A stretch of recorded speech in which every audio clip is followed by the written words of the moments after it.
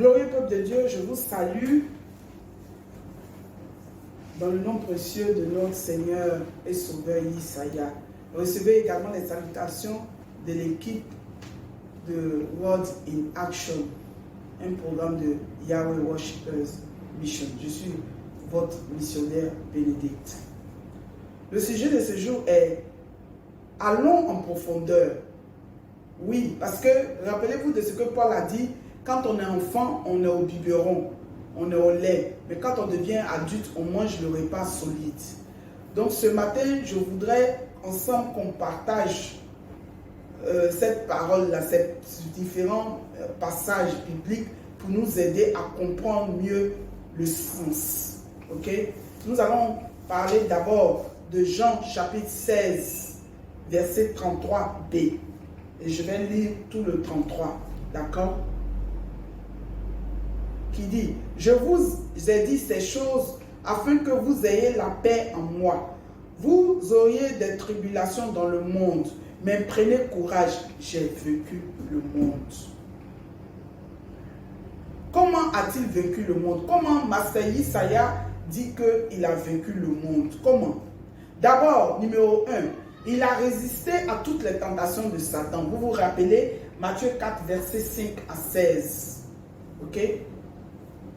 Toutes les tentations. Satan même a eu le toupet de l'amener sur la montagne et lui dit que si tu m'adores, si tu m'adores, je te donnerai tout cela en héritage. En oubliant que Isaïa est le maître attitré de toute la terre, de tout l'univers, par l'entremise, justement par la grâce et le pouvoir de son Père Dieu. Dieu lui a donné tout pouvoir. Donc, Satan, sachant cela, aime jouer avec les mots. C'est pour ça souvent, il nous persécute. D'où l'importance de connaître la parole. C'est pour ça que, comment on appelle ça? Josué chapitre 1, verset 8 dit que cette parole ne se départ pas de ta bouche jour et nuit. Médite-la. Parce que si on ne médite pas la parole, Satan va toujours nous tenter et il va nous avoir. Il va toujours nous manipuler. Parce qu'il connaît bien la parole. Il était là-bas. Rappelez-vous, il était au ciel. Ok? Numéro 2, raison numéro 2, c'est qu'il nous a donné la liberté. Il nous a rendu libres du péché en portant tous nos péchés à travers des difficultés, des souffrances, des moqueries, des tortures.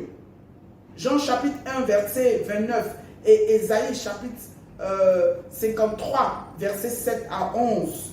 Okay? Romain même l'a dit. Dans Romains chapitre 8, verset 17, si nous souffrons avec le Christ, nous serions glorifiés avec le Christ. Il est mort pour nos péchés, il a porté nos péchés. Il s'est fait malédiction à cause de nos péchés. Vous comprenez? D'où la liberté. La liberté. D'où l'obtention de la liberté, de notre liberté face à Satan. C'est pour ça que Satan n'a pas pouvoir sur nous. C'est pour ça que Satan n'a pas pouvoir sur nous. Numéro 3. Il a été tué sur un arbre, sur un bois ou une croix, selon certains versets et selon certaines versions bibliques. Mais sinon, vous avez Galates chapitre 3, verset 13, Deutéronome chapitre 21, verset 22 à 23 qui parle d'arbre, qui parle de bois sur lequel il est mort. Donc, c'est pour ça que moi je dis que le Christ n'est pas mort sur une croix. Parce qu'il n'y a pas de confusion dans la parole. Comment se fait-il que les mêmes écritures parlent de croix et puis parlent d'arbre ou de bois? Et la définition justement de croix en grec ne veut pas dire croix. Or, rappelez-vous que le Nouveau Testament a été écrit en grec. La définition en grec de ce mot-là veut dire droit. Un arbre ou un bois droit et non croisé. Vous comprenez? Staunos.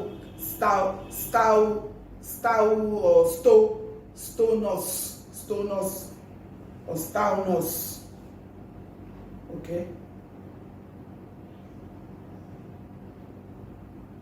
Raison numéro 4. Il a conquis la mort.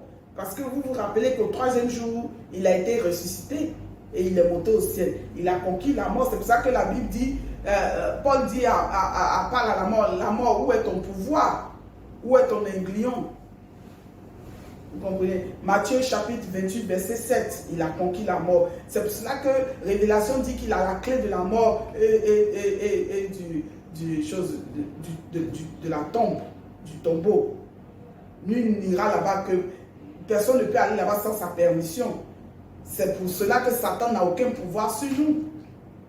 Le seul moment où Satan peut nous atteindre, Satan peut nous amener à tomber, c'est si nous péchons et nous ne sommes pas repentis et nous restons dans ce péché-là, ce qui fait de nous un pécheur. Parce que c'est ça la différence. Vivre dans le péché et pécher est différent. Vivre dans le péché, ça se dit qu'on se fait pécheur. On reste dedans, on commet les mêmes péchés tout le temps, ça devient une habitude. Donc on vit dans le péché. Et pour un chrétien, ça veut dire qu'il est retourné à son vomissement en rendant inutile le sacrifice de Christ, qui est mort pour toi et pour moi. Ce qui est dommage.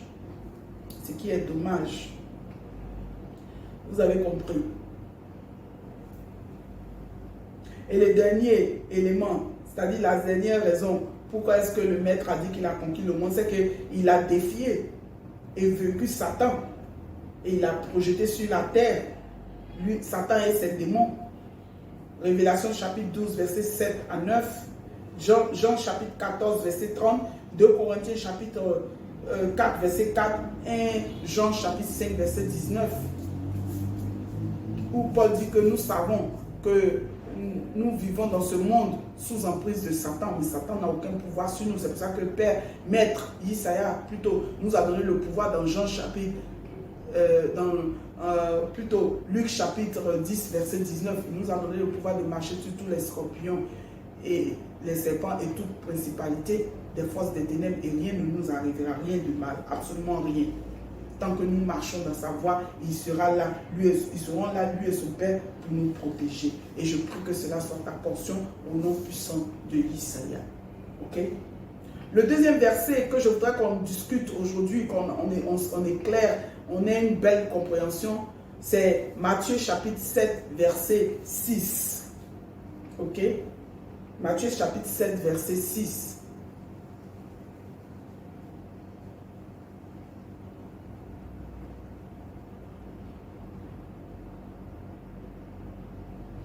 Qui dit, ne donnez pas les choses saines ou les choses saintes aux chiens et ne jetez pas vos pères devant les porcs, de peur qu'ils ne les foulent pas aux pieds et ne se retournent pas pour vous déchirer.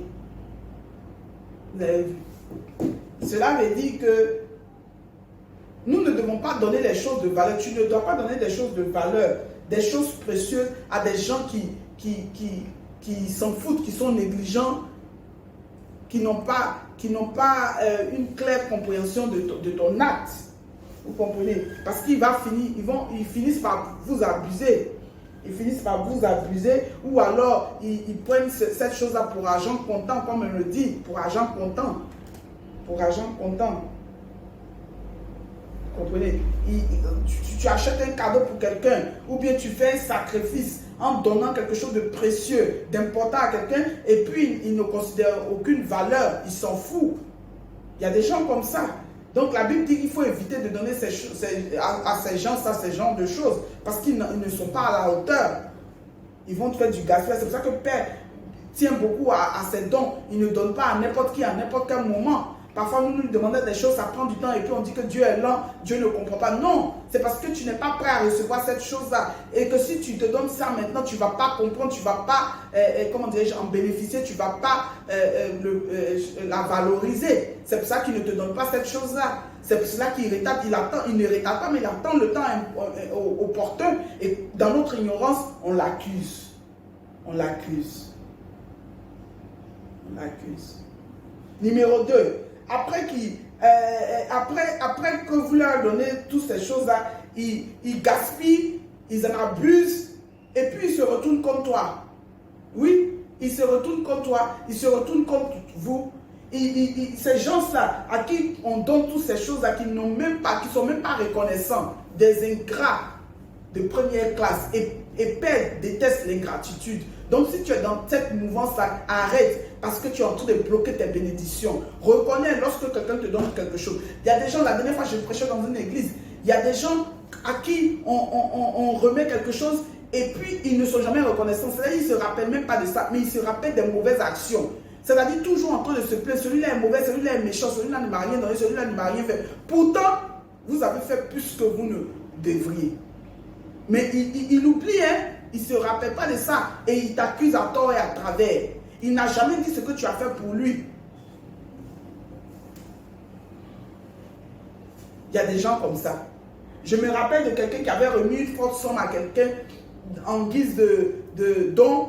Et à la fin, cette personne qui a reçu l'aide a eu une mauvaise attitude. Et celui qui lui a donné l'aide autrefois a commencé à se plaindre. Mais cette dernière a gâté le nom de ce monsieur. Partout qu'il est mauvais, il est méchant, oubliant ce qu'il a fait au moment où il en avait besoin. C'est méchant, c'est pas juste. C'est très très méchant. Arrêtons toutes ces attitudes-là. Ok? Nous devons faire très attention. Très attention. Avec qui nous passons du temps, avec qui nous faisons des choses, avec qui nous partageons nos cadeaux et nos dons et tout. Nous devons faire très attention. C'est d'où l'importance de toujours consulter le Saint-Esprit avant de faire quelque chose. Parce que tu sais, mon frère, ma soeur, toute bonne chose n'est pas juste aux yeux de Père Yahweh. Non.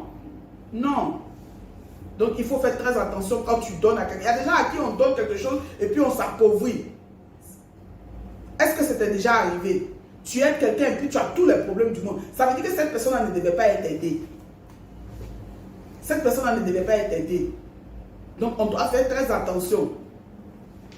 Prochainement, on va en parler amplement dans d'autres vidéos où j'ai parlé de ce qui est juste, ce qui est bon n'est pas toujours juste. Et ce qui est juste est juste seulement aux yeux de Père parce que nous ne savons rien. C'est lui qui connaît le commencement avant la fin. Amen. La fin avant le commencement. Ésaïe 46, verset 10. C'est pour cela qu'il faut toujours le consulter, il faut toujours aller vers lui pour nous rassurer, pour ne pas faire des erreurs. Vous faites des investissements avec des amis et puis à la fin ça capote. Pourquoi? Parce que Père ne t'a pas donné la permission, il n'était pas dedans, il n'a pas approuvé cette action-là. Tu dépenses beaucoup d'argent et tu perds du coup tous tes investissements parce que tu t'es associé à un tel ou à une telle et ce qu'il ne fallait pas. Ou alors tu te mets en famille pour faire les choses et puis à la fin, on bouffe, on dépense tout ton argent, on bouffe tout ton argent et puis tu te plais. Non! Il est bon et sage d'agir avant de se plaindre. Moi-même, là, je suis en train de vous parler, j'ai été tellement grugé. J'ai fait des choses, je me disais souvent que si Père m'a donné les moyens, ça veut dire que je dois faire ces choses et je dois aider les gens. J'aide les gens n'importe comment, je fais des choses.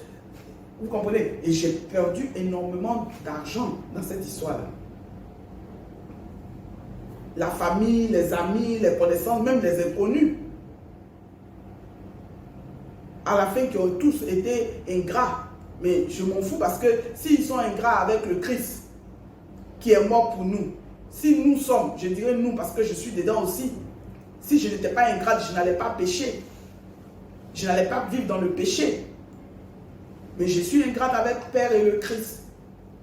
Il a donné son Fils pour que nous soyons sauvés et il est venu, il a souffert, il a été tué, il a été molesté et tout. Et à la fin, qu'est-ce qui se passe? On retourne à notre vomissement. Honte à nous, corps du Christ. Ok? Je voudrais m'arrêter là pour aujourd'hui. Prochainement, nous allons voir plusieurs d'autres versets, surtout des versets apollémiques. Nous allons étudier tout ça qui crée des confusions. Avec l'aide du Saint-Esprit, nous allons tous être enseignés. Que Dieu vous bénisse et qu'il soit avec vous. N'oubliez pas de partager, de liker et de souscrire à notre chaîne. Shalom.